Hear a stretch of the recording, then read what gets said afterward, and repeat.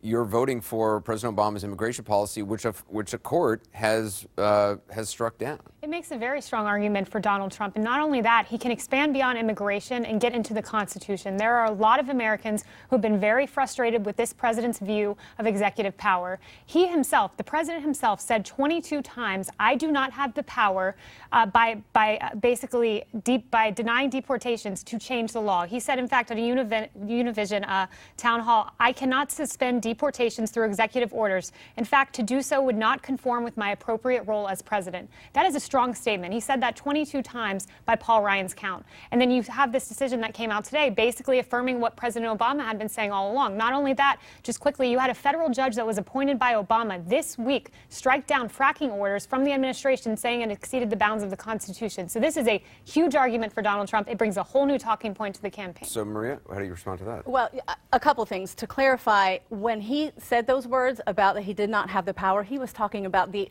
11 to 12 million undocumented immigrants, that he could not shield all of them. And that still continues to be the case. The executive action that he put forth did not shield the 11 to 12 million undocumented immigrants. It was up to 5 million. 5 million. That's what he was. But when he said those words, he meant the whole lot of undocumented immigrants, number one. Number two, I want to clarify something just for our viewers. This decision today does not impact the 2012 executive action that he put forth just on the Dreamers. So I just want to make sure that that is clear. But moving forward, this gives the Democrats and Hillary Clinton a huge tool to continue to focus on the message that, look, Democrats are the ones who have the interests at heart of the Latino community. And moreover, I think it also gives an opportunity to explain to Latinos and others who, you know, the whole court thing is really an inside Washington thing. This puts it in a very tangible manner as to how it affects people's lives. Tara, who do you think? Look, I spent 7 years on Capitol Hill, and during that time, we had the last major immigration debate in 2007 or so. That's when the fence was passed. Even in 2006, under the Bush administration, there was issues with Republicans in Bush being very liberal on the immigration issue.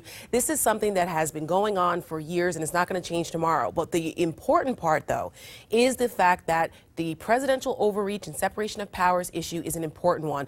Barack Obama has abused this time and time again, not only on the issues that Kaylee enumerated, but the National Labor Relations Board, which was a 9-0 decision. That was a straight rebuke of Obama's executive overreach, and several other cases. So this is important because moving forward for the next president, if you are allowed to just say, well, to hell with Congress, we don't care about with them, we're going to write our own laws. It's okay when you like it, and when you don't like it, you have to be able to have balance here. And for people like me, who are concerned about Donald Trump and some of the things that he has said, that he's going to build a wall, he's going to, make these trade deals, he's going to do all of these things. Well, that's concerning because we criticize Barack Obama for being an authoritarian from the Oval Office, and Donald Trump sounds an awful lot like that too. So do you worry at all as a Trump supporter that this allows Democrats to continue to go after Donald Trump as somebody who is anti-Latino? Mm-hmm. No, I think they're going to do that no matter what. But what it does is, well, for all that's been made over Trump not being able to unite factions of the Republican Party, now you see a clear unification between congressional Republicans. I mean, this justifies what Mitch McConnell has been saying about not confirming Merrick Garland. This is what would happen. This decision would have been different. I think it actually has a positive impact on Trump. As Gloria said, this allows him to continue to focus on an issue he's great at. It creates essentially a binary condition where you're either for a controlled form of legal immigration like Donald Trump is,